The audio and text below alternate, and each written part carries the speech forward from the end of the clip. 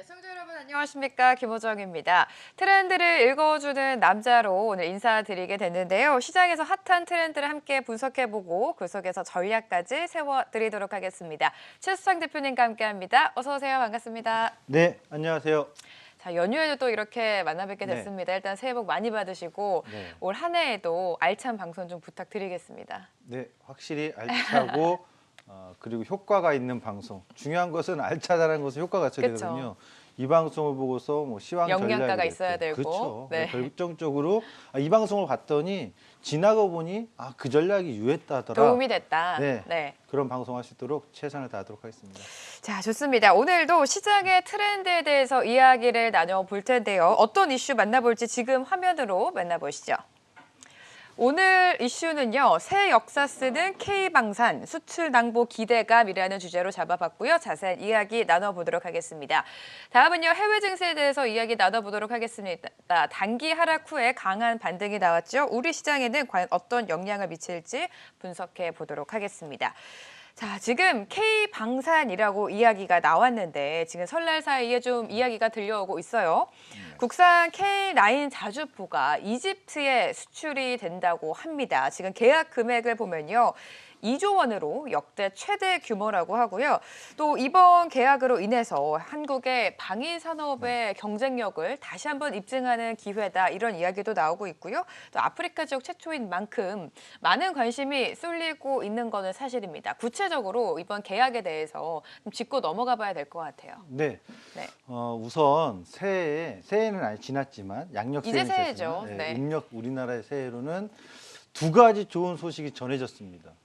하나는 방금 전에 나왔던 K9의 자주포 방산 수출에 새 역사를 썼다, 이건데요. 또 하나 있습니다. 혹시 김호정 거는 또 하나의 기쁜 소식, 어떤 거죠? 시청자님도 기억하시나요? 요즘 축구에 관심이 별로 없으신 건지 아, 다들. 축구. 그쵸. 월드컵 우리나라가 1986년에 맞습니다. 김정남 감독님의 그 이끄는 그 팀이 최순호 선수 뭐 있었죠, 변명주 선수. 그 선수를 이끌고서 월드컵 진출한 이후에 10회 연속이에요. 대단한 거예요. 그래서 올해 새해 좋은 소식이 많아요. 그래서 이제부터 우리나라 증시에도 좋은 시장도 소식들이 좀 좋게 흘러갈 것이다. 그렇게 좀 기대를 해보자고요. 좋습니다. 자, 먼저 팩트를 보면 이집트에 수출했다는 것은 아프리카에 수출했다는 건데요. K9 자주포가 네. 정확히 지금 어느 정도 수출이 됐냐면 우리나라를 포함해서 전 세계적으로 9개 국가가 이제 운영을 합니다. 그러니까 다시 말해 K9 자주포를 사용하는 국가가 9개 국가로 늘었다는 건데, 금액으로 보면은 과거 얼마나 지금 이번에 2조 원 규모가 큰 거냐면 2001년도에 터키를 시작으로 수출이 시작했거든요. 당연히 우리나라에서 이게 1998년도에 기술 개발이 완료돼서 국내에서 이제 이 자주포를 사용하고 있고 실전에 적용하고 있는데, 현재로는 제가 알기로는 한 1200문 정도, 그러니까 한 1170 몇 개 정도의 자주포가 사용되고 있는데, 2001년도에 터키에 수출할 때가 10억 달러입니다. 그 이후에 2014년도에 폴란드, 2017년도에 인도라든가 핀란드, 노르웨이, 에스토니아, 그러니까 동유럽 쪽에 좀 많이 집중됐죠. 그러니까 선진국보다는 중진국이나 개도국 쪽으로 봐야 되겠고, 동유럽 쪽에 좀 많이 이제 나갔는데, 최근에 주목할 것이 작년에 나왔던 게 1조 원대 호주예요. 그러니까 이 호주의 K9 자주포가 공급이 된 게 의미 있는 것은 빅5라 가지고 영국, 캐나다, 미국, 호주, 뉴질랜드 이 동맹국들에게 동맹국 중에 하나인 호주에 공급했다는 것은 향후에 이들 국가에도 또 공급될 가능성이 높다라는 거죠.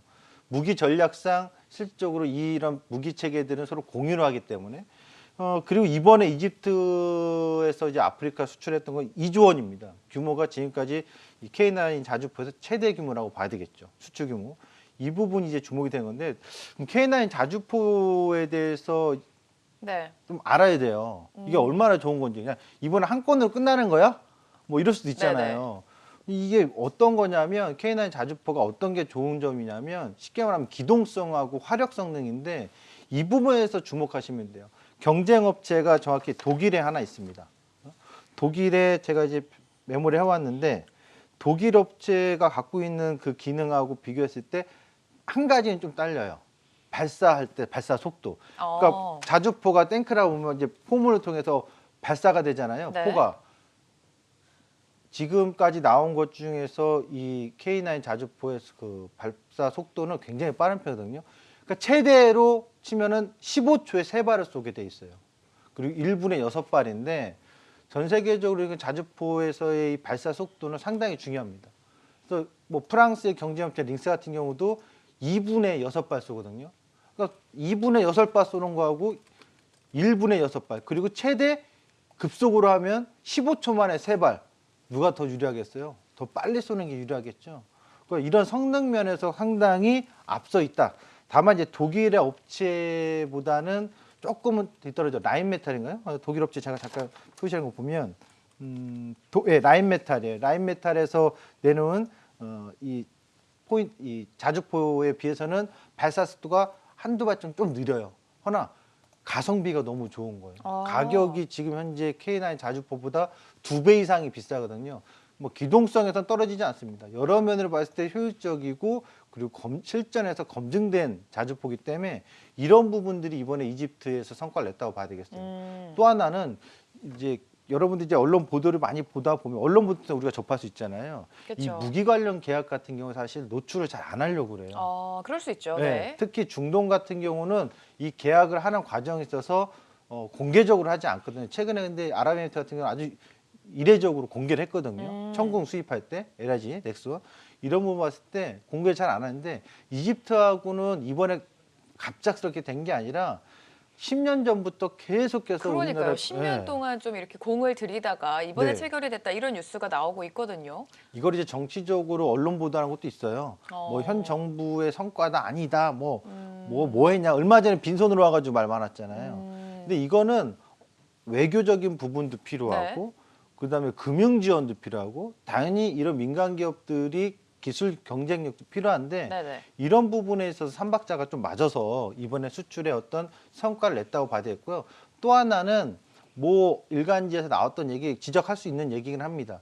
실질적으로 뭐 정확하게 공개가 완전히 되지 않았지만 어떻게 그런 정보를 알아냈는지 알려진 그 보도 내용에 따르면 이것이 이집트에서 전적으로 다 돈을 지불하는 게 아니라 우리나라에서 수출을 해서 금융 지원을 토대로 금융 지원을 받고 그 돈이 다시 이제 들어오는 거다.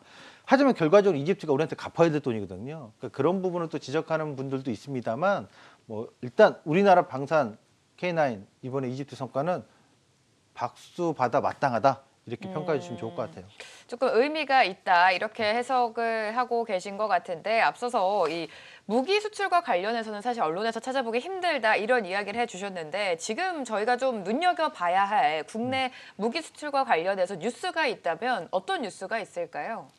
그럼 네. 이번 이걸 잘 보셔야 돼요. 이게 그냥 단발성으로 끝나는 게 아닐 그게 수도 중요하죠. 있다. 네. 이게 중요한 게 K9 자주포가 최근에 이제 호주에서도 나왔고 이집트에서 나왔잖아요. 근데 앞으로 더 나올 수가 있어요. 그 대표적인 것이 영국입니다. 네, 그래서 그 선진국인 영국을 토대로 또 한 번의 이 K9 자주포가 수주 성과를 낼 수도 있어요. 근데 그 규모가 상당히 커요. 그래서 이거는 뭐 저도 뭐라고 장담 못 해요. 뭐 규모는 크지만 그 너무 얘기해 버리면 의미가 없을 것 같고 영국에서의 어떤 자주포 이 사업 추진이 또 이어지고 있기 때문에 이곳에서도 성과를 주목해야 되는데 이 부분을 좀 봤으면 좋겠는데 최근에 먼저 천궁부터 보면 LIG 넥슨이 단독으로 한 건 아니에요. LIG 넥슨이 정확히 4조 원이 넘는 규모에서 2조 6천억, 하나 시스템이 1조 2천억, 하나 디펜스가 4천억, 합해서 한 4조 2천억 정도가 이번에 아랍에미리트에서 요격 미사일이죠. 한국형 패트리엇 미사일 이거를 수주를 했는데 이 부분에 있어서도 중요한 건 중동 쪽은 중동 사막이잖아요. 지형적인 환경이. 그래서 앞으로도 더 추가될 가능성이 있다. 특히나 이번에 문재인 대통령이 방문할 때 예멘의 반군이 요격을 하면서 침공하면서 이 부분에 있어서 중동에서는 계속해서 무기 수입에 대한 구매율이 높아질 수 있다라고 좀 봐야 될 것 같아요. 특히나 미국의 트럼프 대통령이 아프가니스탄에서 이번 바이든 대통령 아프가니스탄에서 철수했고 중동에서는 트럼프 대통령이 뺐단 말이에요. 미국의 군사력을. 이런 부분 봤을 때는 중동 지역에서 앞으로 자국의 방어를 위해서 무기 구매는 더 높아질 가능성이 높다. 이렇게 좀 주목하셔야 되겠고 그다음에 자주포 외에 또 있습니다. 어떤 게 있죠? 장갑차입니다. 어. 이 장갑차는 하나 디펜스가 또 호주에서의 방위사업청에서 사업을 추진하는데 이 부분에 있어서 이제 경쟁이 좀 치열하긴 해요. 왜냐하면 우리만 있는 게 아니라 아까 독일의 라인메탈 링스 KF41이라는 장갑차하고 국내 하나 디펜스의 장갑차 요게 이제 또 경쟁이 될 것 같고요.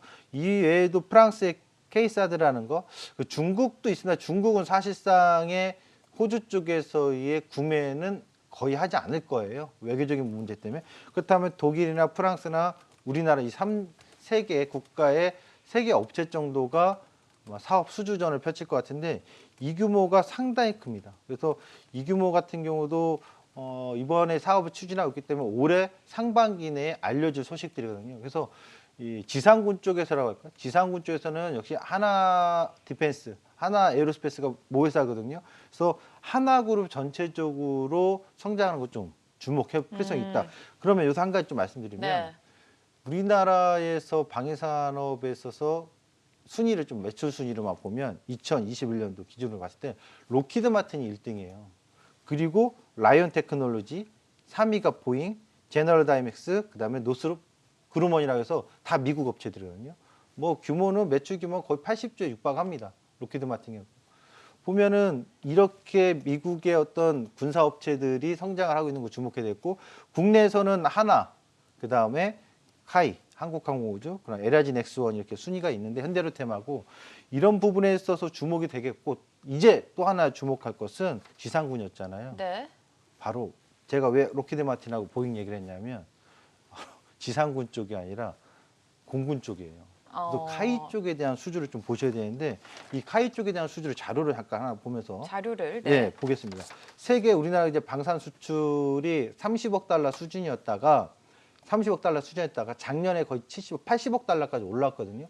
올해는 거의 100억 달러를 육박할 거라고 추정을 하고 있어요. 이게 지금 우리나라가 세계 9위입니다. 무기 수출 9위예요. 그래서 조만간 뭐 이탈리아라든가 스페인이라든가 제껴버릴 수 있다고 봐야 되겠죠. 순위를. 그 방산 수출에서 때 수출액은 얘기했는데 주요 수출 대상국 한번 살펴보자고요. 미국을 보시면 T-50 풀령기랑 레드백 장갑차 유도무기. 그러니까 딱 보시면 T-풀령기는 한국항공우주, 레드백 장갑차는 하나 디펜스나 하나 에어로스페이스. 네. 유도무기 쪽은 LRG 넥스원. 이걸 보시면 되는데 여기 보시면은 이 미국에서 고등훈련기가 있는데 올해 연말 해군 고등훈련, 공군 고등훈련기는 우리가 탈락했단 말이에요. 그 사실을 좀 주목해야 될 게 보잉이 너무 가격을 싸게 후려쳤어요. 샤브하고. 원래 거의 18조 원에서 20조 원이 넘는 규모의 사업을 10조 원대로 수주를 참여해서 땄거든요. 근데 이번에 이제 문제가 계속 불거지고 있어요. 그 제품에 대해서 뭐 문제가 있다라는 거. 그러면서 좀 이번에 이 해군 고등훈련기가 사업비가 뭐 16조 이상이 될 것 같은데 이 부분에 있어서 결국 록히드 마틴하고 한국항우주의 컨소시엄 했던 것이 지난번에 미국 고등훈련에서는 탈락했습니다. 고배를 맞았습니다만 올해 연말이나 빠르면 올해 연말, 늦으면 내년이거든요. 이것이 주목된다고 봐야 될 것 같고요. 여기 보시면 볼리비아, 중남미 쪽이죠. 볼리비아, 아르헨티나, 에콰도르, 칠레, 콜롬비아, 파라과이가 있는데 지금 말레이시아도 있고 인도도 있고 여기에 보면 고등훈련기가 수주권들이 관계된 것들이 많이 있죠. 굉장히 많네요. 네. 네. 그래서 조만간 우리나라에서 나올 게 고등훈련기나 경공격기 쪽에서 나올 것이 올해 상반기에 말레이시아라든가 중남미 콜롬비아라든가 몇몇 국가들이 있어요. 뭐 규모 자체는 아주 크진 않습니다만 아프리카의 세네갈부터 몇몇 국가들이 있거든요. 이런 점에 있어서 결국 이제는 유도미사일 쪽인 LRG 넥스원이 작년에 큰 호재 소식을 수주 내놨고 두 번째로는 지상군 쪽에서의 전차는 자주포 쪽에서 큰 호재 소식 나왔잖아요. 이제는 이 한국항공우주의 훈련기 쪽을 주목을 해야 되지 않을까 이렇게 좀 보여집니다. 자주포 이야기가 나왔지만 앞으로 향후에도 어떤 이야기, 어떤 뉴스가 나올지 좀 눈여겨봐야 된다라고 자세한 표로 좀 짚어주셨습니다. 이러한 수출 이야기가 나온 게 최근에 이어지고 있는 이 러시아발 리스크가 또 분명히 영향이 있을 것 같은데 그 부분은 좀 어떤가요? 원래 네. 이제 방산주는 많은 분들이 이렇게 인식을 해요. 이거 테마 아니야? 맞아요. 네.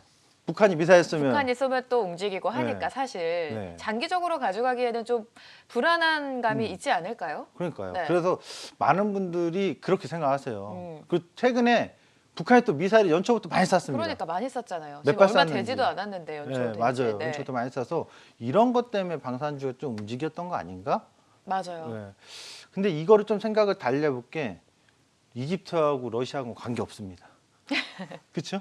지도상 아프리카 쪽이기 때문에 만약 이것이 동유럽 쪽에서의 뭐 라트비아든가 에스토니아든가 발트 3국 쪽이라든가 아니면 뭐 루마니아라든가 이쪽에 막 수출이 했다고 하면 아, 이게 지정학적 리스크 때문에 무기 구매가 갑자기 늘었군 이렇게 생각할 수 있겠습니다만 이렇게 좀 보셨으면 좋겠어요. 우선 지정학적 리스크가 영향이 없는 건 아닙니다. 왜냐하면 이 동유럽의 나토군이라든가 전체적으로 동유럽에서 지금 있는 그 우크라이나랑 러시아의 관계 때문에 신냉전 시대라는 얘기가 나오고 있거든요. 사실상 뭐 전쟁이 미국하고 러시아 전쟁으로 확전되지는 않을 거라고 봅니다. 또 그러지 않아야 될 것 같고요. 근데 이러한 지정학적 리스크가 계속 나오다 보니까 외교전이나 국제사회에서도 불거지다 보니까 결국 자국의 방어를 위해서는 무기 구매가 늘어날 수밖에 없거든요.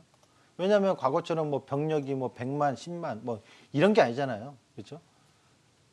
병력의 규모도 중요하겠지만 실질적으로 최첨단화된 무기의 성능에 따라서 달라지는 거죠. 사실상 우리 뭐 이런 얘기했지만 임진왜란 때 우리가 지상군에서 떠나서 육군을 떠나서 해군력이 뛰어나서 이순신 장군님이 그런 승전보를 이겨냈던 뭐 승전보를 전해줬던 이유 중에 하나는 뭐 전략도 좋고 다 좋습니다만 결국 해군력에 있어서 이 포사격에 있어서 사거리가 우리가 더 뛰어났기 때문에 한마디로 해군에 있어서 포사거리의 사정 능력이 우리가 더 뛰어났기 때문에 그 해전에서는 우리가 승기를 잡을 수 있었거든요. 뭐 이렇게 하면 꼭 그러면 우리가 뭐 다 해군력이 좋아가지고 이겼냐 그건 아니겠지만 분명히 이순신 장군님의 전략과 전술이 많이 필요했겠지만은 결국 현대 군사전에서는 최첨단 무기에 대한 것이 필요하거든요. 네. 이런 점에 있어서 지정학적 리스크가 계속 커진다 보면 결국 아까도 제가 중동에서 얘기했잖아요. 중동도 자국의 국방에 대해서 방어를 하기 위해서 구매 무기가 늘어날 수밖에 없어요. 그런 점에 있어서 사실상 직접적인 어떤 지정학적 리스크가 전쟁이 발발하지 않더라도 이런 부분이 계속 국제사에서 우려가 되면 자국의 방위력을 키우고자 향상시키고자 무기 구매는 더 증가할 수밖에 없는 건 자명한 사실인 것 같아요. 그래서 이런 부분들이 단기적으로 영향을 끼칠 수도 있겠지만 장기적으로 보면 더 오히려 무기 구매에 대해서는 더 큰 영향을 미칠 수 있다. 저는 이것이 과거에는 테마 성격으로만 많이들 나왔는데 이게 테마 성격으로만 끝나지는 않을 것 같아요. 북한이 미사일 쏜다고 우리가 지금 당장 무기 이건 아니잖아요. 근데 북한이 미사일을 쏠 때마다 방산주가 움직이는 건 사실이다 보니까 방산주라는 종목을 좀 안정적으로 장기적으로 보유하기에는 조금 부담감이 있지 않을까 이런 생각들 많이들 하실 것 같은데 일단은 지금 서두에 굉장히 자세하게 설명을 해주셨잖아요. 네. 그럼 시장으로 돌아와서 관련주는 그래서 어떤 관련주를 봐야 될지 그리고 계속해서 언급을 해드리지만 좀 장기적인 관점으로 테마성이 없이 좀 들고 가도 되는 업종인지가 좀 궁금하거든요.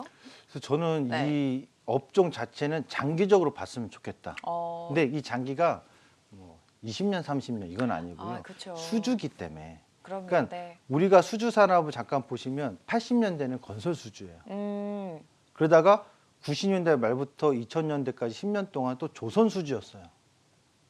그러니까 수주라는 건 사이클이 있거든요. 성장하는 사이클이. 그런 평가를 받을 때가 그런 것처럼 저는 지금부터 향후 한 10년 이내에는 방산에 관련된 것들이 수주 사이클상 성장 사이클에 들어왔다고 봐요. 네. 이런 부분들에 있어서 첫 번째 아까 했던 신냉전에 대한 우려감이 반영이 계속 되고 있다는 거고요. 그다음에 노후화된 어떤 무기들에서 교체 사업이 계속 이어지고 있습니다. 각국의 국방 예산이 증가하고 있다는 점, 이런 점에 있어서 분명 호황기에 대한 가능성이 있다라고 좀 보고 있고, 그래서 어떤 종목을 좀 보냐면 저는 국내에서는 결국 이렇게 봐요. 한국항공우주, 그다음에 하나 에어로스페이스, 그다음에 LIG에서 오히려 주가 상승률은 잠깐 제 차트를 한번 잡아주시겠어요? 잡아주시면 분명 최근에 2020년도에 보시죠. 3월 달부터 코로나 이후에 고점 나오고 작년 1월 달에 지수 고점 나왔었잖아요. 그리고도 지수 고점 넘어가면서 더 추가 상승해왔던 건 LIG 넥슨입니다. 그 다음에 하나 에어로스페이스 보시죠. 하나 에어로스페이스 보시면 똑같이 터닝포인트 3월에 보여주고 1월 달까지 상승 똑같이 나오다가 조정받고 1월에 고점을 또 한 번 넘어왔거든요. 지금 그 자리 지키고 있죠. 네. 한국항공우주 보시면 한국항공우주는 2020년 3월에 코로나 때 반등 나오기 시작했다가 작년 1월 달에 고점 찍고 이 고점 못 넘어왔거든요. 사실상 셋 중에 가장 낮은 주가 상승률이거든요. 그 모멘텀 자체는 한국항공우주가 불지는 않은 거예요. 강하게.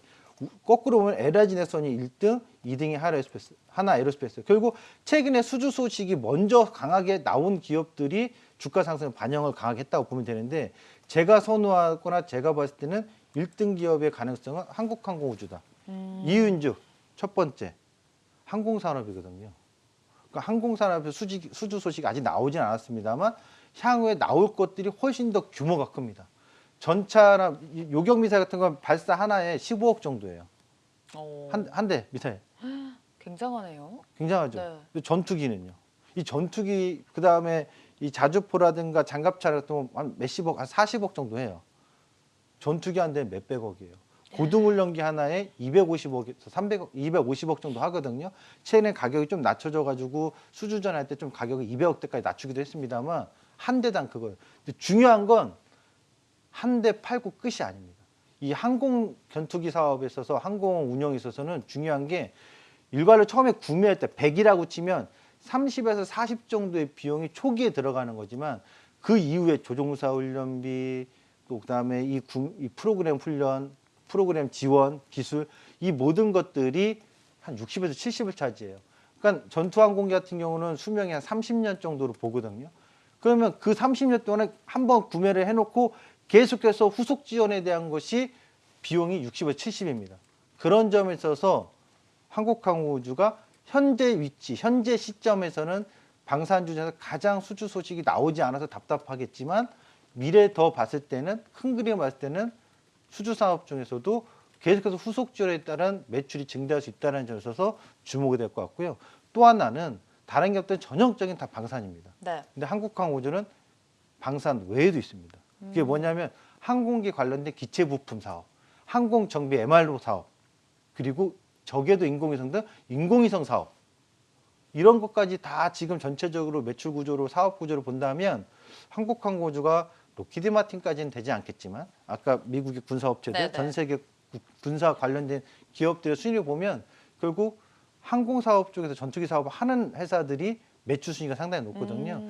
그런 점에 있어서 한국항공우주는 이 방산 3개 중에서 제가 보는 관점에서 가장 원탑이다. 이렇게 좀 보고 있고요. 또 아직 수주 소식이 나오지 않았기 때문에 나올 가능성이 있는 기대주다. 이렇게 좀 보시면 좋을 것 같아요. 자, 이제 두 번째 이슈로 넘어가 보도록 하겠습니다. 이제는 좀 시장 이야기를 나눠볼까 하는데 지금 설 연휴로 우리 시장이 좀 쉬어가고 있죠. 네. 네, 가장 중요했던 건 해외 증시가 굉장히 좀 강세를 나타내고 있습니다. 최근에 좀 조정이 있었는데 미국 증시 우리가 쉬어가는 동안 큰 반등이 나오면서 우리 시장도 이제 오르지 않을까 기대감이 있는 건 사실이거든요. 일단은 미국장이 왜 이렇게 올랐는지 이유 먼저 좀 짚어주실까요? 미국 주식 오른 건 우리가 쉬어서 그렇습니다. 우리 시장은 미국에 빠지면 더 빠지고 그러니까 또 올라도 조정이 나오고 좀 답답했잖아요. 계속해서. 걔네들 오를 때 우리도 같이 오를 수 있는 시간이 있었는데 우리는 쉬고 그러니까 한편으로 있으니까. 그러니까요. 미국이 이렇게 오를 때 우리 네. 시장이 만약에 개장을 했었으면 우리도 네. 따라 오르지 않았을까 이런 아쉬움도 있고 네. 또 내일 장에 앞서서 기대감도 있는 건 사실입니다. 네. 네. 그래서 이 부분은 우선은 빠진 이유가 정리를 해주면 제가 봤을 때 정리를 해보면 네. 제 분석으로는 해외는 두 가지예요. 긴축. 긴축. 근데 FOMC 회의 1월 달 들어보니까 그렇게 뭐 세게는 또 아닌 것 같고 이게 확인된 거잖아요. 하겠다는 걸 확신해 준 거거든요. 괜찮아. 이 얘기 한 거예요. 경제에 대한 자신감이 있으니까 긴축을 해야 되는 상황이야. 딱 얘기한 거고요. 다만 0.5%씩 공격적으로는 하지 않을 거야. 단계적으로 계속해서 쟁걸음으로 가겠다라는 것을 얘기해 줬기 때문에 이제 가이드는 나왔잖아요. 그럼 긴축발에 대한 우려에 대한 부담 심리는 좀 어느 정도 덜었다. 그러면서 반발 매수가 많이 들어왔다고 좀 봐야 되겠고 두 번째는 러시아가 우크라이나 침공한다는데 이 부분을 제가 간략히 말씀드리면 러시아가 전쟁할 가능성이 있냐 없냐 할 때 침공할 가능성은 있다. 제가 보는 바에는 돈버스 지역에 왜냐하면 거기서는 그 반군이 있으니까요. 친러성의 반군도 있으니까 그에 따른 거기서의 어떤 국지전이 할까요? 이런 부분은 있을 수 있으나 확정이 돼서 크게 가기는 어려울 것이다. 러시아가 소위 나토를 상대로 또 미국을 상대로 소위 세계 3차 대전만큼의 영향력 있을 만큼 전쟁할 가능성이 있냐 없냐를 봤을 때 굉장히 희박할 겁니다. 이유는 단 하나. 돈 때문입니다. 전쟁할 돈이 없습니다. 그러니까 단기적으로 한두 달 안에 끝내는 전쟁이라 몰라도 그 이상으로 갈 수 있는 군사적인 어떤 자금력이 러시아는 되지 않을 거예요. 그래서 실적으로 이런 국지적에 대해서 우려를 했던 증시가 점진적으로 차분하게 좀 진정되고 있다. 그러니까 우려됐던 어떤 심리들이 야 진짜 러시아 이거 푸틴이 미친 짓 하는 거 아니야? 라고 했던 것이 네네. 곰곰이 생각해보니까 제가 이렇게 세게 발언을 하는데 막상 전쟁할 수 있어? 계산을 두드리는 거죠. 뭐 금융 전문가가 됐던 군사 전문가가 됐던 세계적인 뭐 정치 역학적으로 다 해보니까 제가 발언은 세게 하는데 돈버스 지역이 일정 부분 침공을 할 수도 있겠는데 이거 확전은 이렇게 못할 거야. 이런 가능성에 대해서 증시가 어떻게 보면 좀 냉정하게 다시 한번 차분하게 심리적인 것을 회복하고 있는 단계가 아닌가. 이 두 가지가 해외 증시에서는 반등을 이끌었던 모멘텀이지 않을까? 또 국내에서는 그 다른 요인들이 좀 있었죠. 네네. 예, 그 다른 요인이 LG엔솔이거든요. 그죠. 수급적으로 좀 쏠리면서. 예. 네.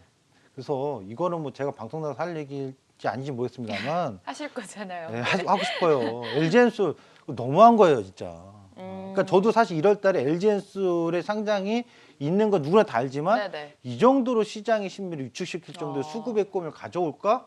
거기다가 헤지펀드라고 할 수 있는 일부 외국인 세력들이 네네. 공격적으로 선물 쪽에 매도를 하면서 기관이 현물 판대. 왜?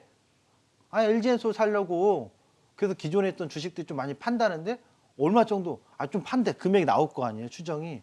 그런 상황에서 외국인들 공격적으로 선물했다가 매도를 때려놓으니 수급과 심리가 악화되면서 국내 증시가 좀 더 악화됐는데 일단 해외 증시는 그런 게 없이 네. 두 가지 제가 보는 바처럼 그 두 가지 이슈가 어느 정도는 좀 해소되기보다 감소했다 리스크가 그러면서 반발이 많이 나왔다 이렇게 좀 보여집니다. 좋습니다. 사실 우리 시장이 1월 들어서 계속해서 조정이 나오면서 지수가 굉장히 좀 밀려 있는 상황이잖아요. 네. 지금 설 연휴에 시장이 쉬어가는 게 아쉬울 정도로 해외 증시에서 반등이 나왔으니까 내일장은 무조건 좀 기술적 반등이 우리 장에도 나오지 않을까 이런 기대감이 있는데 내일은 좀 속 시원하게 오르겠죠? 내일장 바로 물어보시는 거예요? 네. 너무 급하거든요, 마음이 지금. 제가 얘기하지 네. 않아도 네. 아마 시청자님들이 너무 뻔한 거 아니냐 모르는 건 근데 맞죠? 중요한 거는 내일 반등이 나오는 거는 기술적 반등으로 그칠지 아니면 이제는 좀 추세가 상승으로 바뀔지 그게 중요한 거잖아요. 내일 하루 반등 나오고 또 조정이 나온다면 사실 의미가 없잖아요. 그렇죠. 네. 이 부분에 있어서는 기준만 잡으면 돼요. 첫 번째 논란이 많습니다. 제가 네. 작년에 레전드 방송할 때 12월 16일 23일 날 특집 방송할 때 방자전이라고 해서 방산주를 주도주다. 2021년. 맞아요. 네. 기억나시죠? 언급해 주셨죠.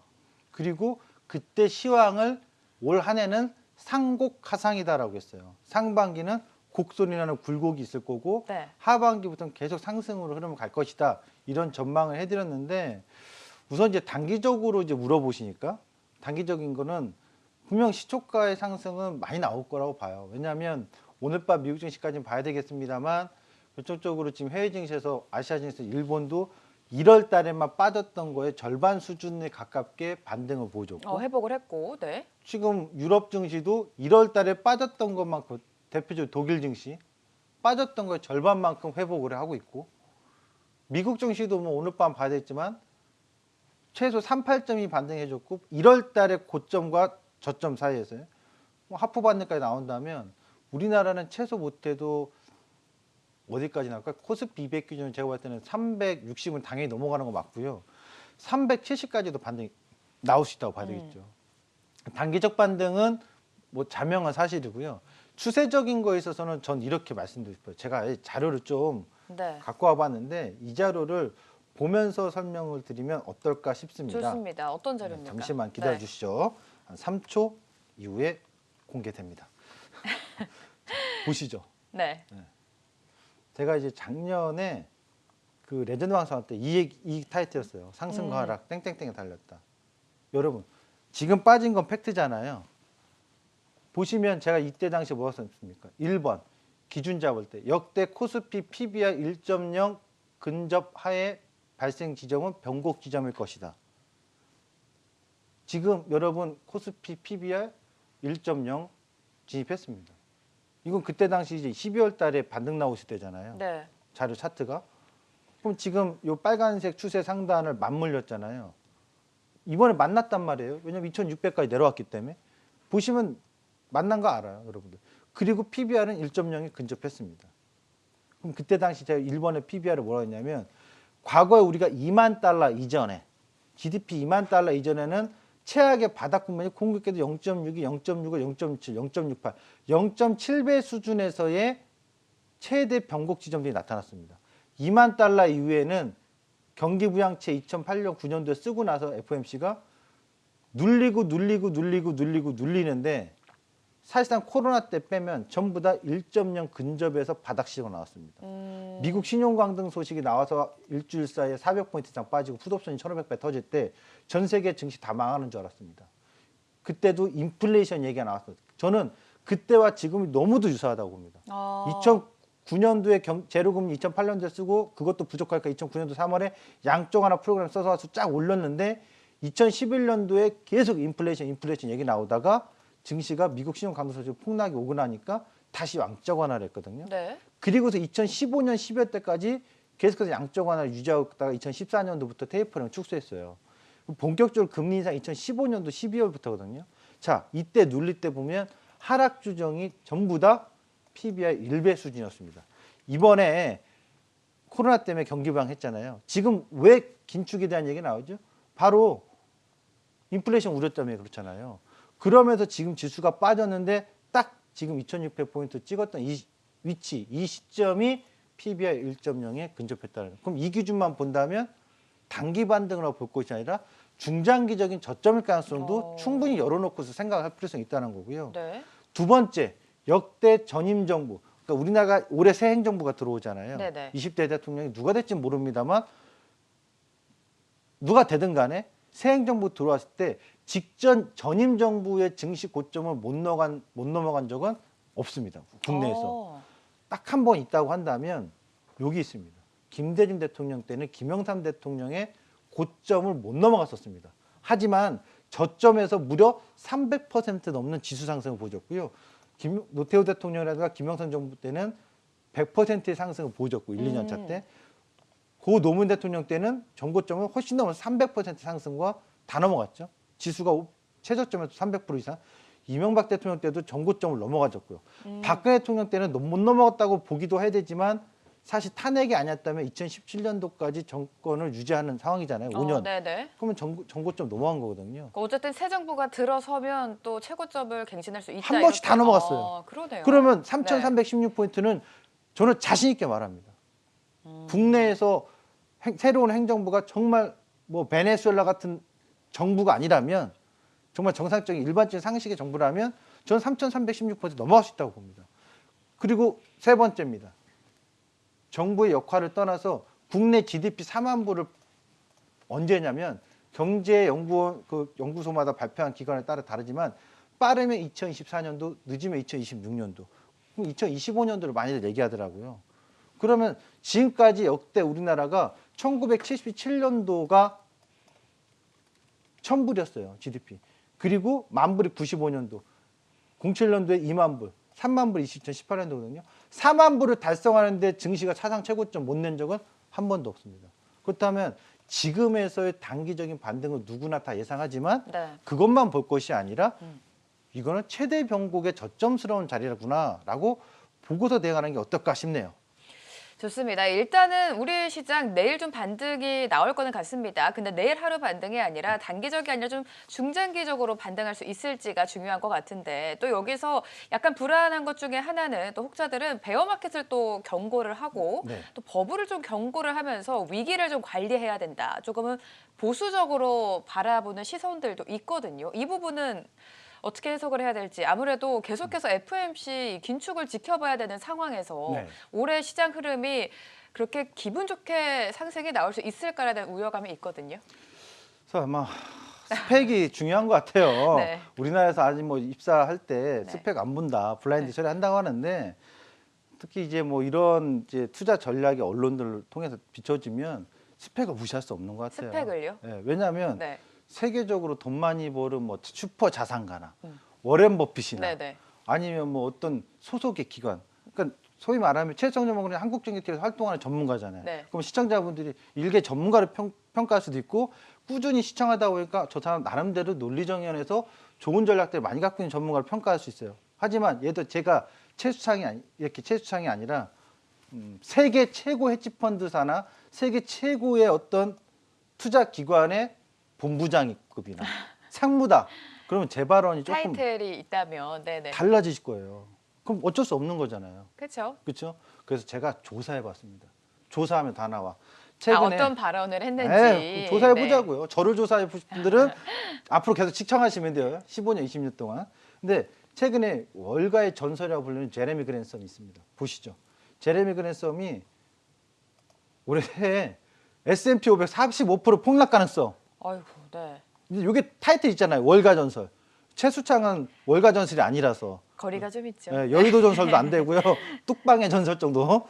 자, S&P 500이 2,500 반토막한다. 제레미 그랜섬이 얘기했습니다. 올해요. 와, 이거 정말 충격적인 발언일 수도 있어요. 그렇죠? 다음 거 한번 볼까요? 다음은 어떻게 넘어가죠? 잠시만요. 자료 내려주시고 다음에 제가 또 넘어가겠습니다. 이건 분명 이제 나온 내용이잖아요. 그 다음에 이제 이분의 발언 및 과거에 이렇게 보면 여기서 보시죠. 잠시만요. 제가 좀 딱딱 해놓고 다 같이 보겠습니다. 네. 이 과거의 기록, 우리가 이제 인터넷이 좋은 시대가 뭐냐면 과거에 지난 여름에 네가 뭐 했는지 다 알다 이거죠. 알 수 있다는 얘기죠. 어떤 발언을 했는지 네. 찾아볼 수 있다는 거죠. 다 알 수 네네. 있죠. 보시면 보시죠. 2010년도 10월 28일 날 제레미 그랜섬하고 채권왕이라고 하는 빌 그로스가 FRB 추가 양적 완화 미국의 경제 재앙이다. 월가 달러 더 풀면 버블 투기 부릴 것이다. 예? 미국 패드 달러 풀기 비판 고조 다 제레미 그랜섬입니다. 어떻게 생각하세요? 그 후로 증시는 홀로 날아갔습니다. 그리고 또 하나 보겠습니다. 2004년도 6월 30일에 FOMC가 첫 금리를 인상했던 시점입니다. 경기 부양 2011년도 9.12 테러 이후에 경기 부양했다가 2004년 6월 30일 날 부양채에서 경기 긴축 첫 금리 인상했던 시점인데요. 뭐라고 써였냐? 5월 달에 증시 빠지고 있었거든요. 네. 국내 증시도 해외 증시도. 세계 경제 동반 버블 붕괴론. 또 모건스탠리예요.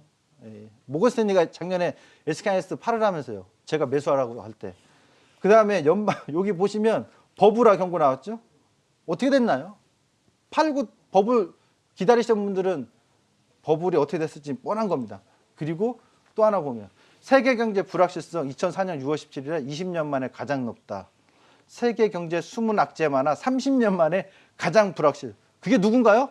빌 그로스예요. 여러분의 평가를 맡기겠습니다. 제가 꼭 이분들 비판하지 않겠습니다. 그러니까 이런 기사들 전략가들 얘기를 무시하자는 얘기가 아니에요. 분명히 그분들은 나름대로 자기가 경험했고 자기가 소속되는 기관을 통해서 뭔가 어필하고 전략 설명할 수 있어요. 저도 마찬가지예요. 저도 지금 주식 경력 거의 30년 가깝고 방송 경력만 15년이 훨씬 더 넘습니다만 저 또한 이런 전략도 얘기했는데 그럼 최수상 전문가라는 사람이 얘기했을 때 과거에는 어떤 발언을 또 어떤 전략이었고 그래서 10번 중에 몇 번, 그 전체적으로 큰 흐름에서 어떤 전략들이 유효했는지 이런 거 우리가 살펴볼 필요성이 있다. 인스턴트 식품처럼 바로바로 그냥 눈에 보이는 것만 헤드라인만 보고서 와 큰일 났네. 이러한 투자는 지양하자 이렇게 말씀드리고 싶네요. 자, 그러면 우리 최 대표님은 머니가드 초창기부터 함께 해주셨으니까 제가 머니가드 전설이라고 타이틀을 붙이면서 대표님이 앞으로의 시장을 어떻게 바라보는지를 앞서 들었잖아요. 네. 그럼 이 시점에서 어떤 전략을 세워야 되는지 우리 개인 투자자분들에게 언급을 해주신다면 지금 사실 긴축에 대한 경계감이 유효한 거는 사실입니다. FOMC 결과가 나올 때마다 좀 불안감이 있는 건 사실인데 그럴 때마다 좀 단기적으로 수익이 나면 현금화를 하고 또다시 트레이딩을 하고 이렇게 해야 되는지 좀 여러 가지 고민이 많을 것 같아요. 어떨까요? 저는 그렇게 네. 안 했으면 좋겠습니다. 그냥 쭉 장기적으로. 네. 장기라는 것은 정확히 FOMC가 금리 인상 최소 3년을 가져간다 했기 때문에 저는 올해와 내년은 샀다 팔았다 매매하는 자금은 100이라면 10에서 20 정도. 나머지 80 이상은 여러분들이 지금 모아서 가져가야 되는 시기다. 제가 이 자료 하나만 더 보여드리고 설명드릴게요. 하나만 더 보여주시면 네. 제가 뭐 이슈고 얘기했던 작년에 똑같이 12월 10일 나와서 방송할 때 그때 이 자료를 가지고 올해 한 해 시나리오를 전망했었어요. 올 초 이게 상반기고 왼쪽이 하반기인데 상반기에 왔다 갔다 하다가 빠졌다가 올라갈 거다. 빨간색도 초록색도 파란색도 상반기에 한번 빠질 거라서 전망했잖아요. 그때 PBR 1.0배. 그러면서 그때 방송을 다시 한번 보시면 다시 보고 있을 거예요. 보시면 2600도 볼 수는 있는데 그게 중요한 게 아니라 상단의 회계값이 코스피 200 기준으로 420일은 반드시 돌아옵니다 였어요. 그러면 지금 여러분 매를 먼저 1월 달에 빨리 맞은 것 뿐이에요.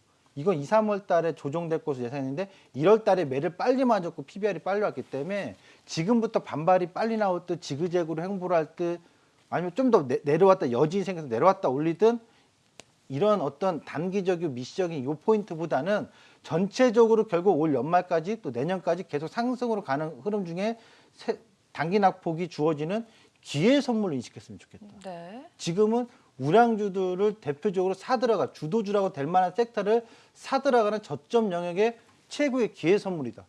이렇게 좀 인식하신다면 긴축에 대한 두려움 또는 어떤 단기 조정에 대한 우려, 부담 네. 다 이겨낼 수가 있다는 얘기죠.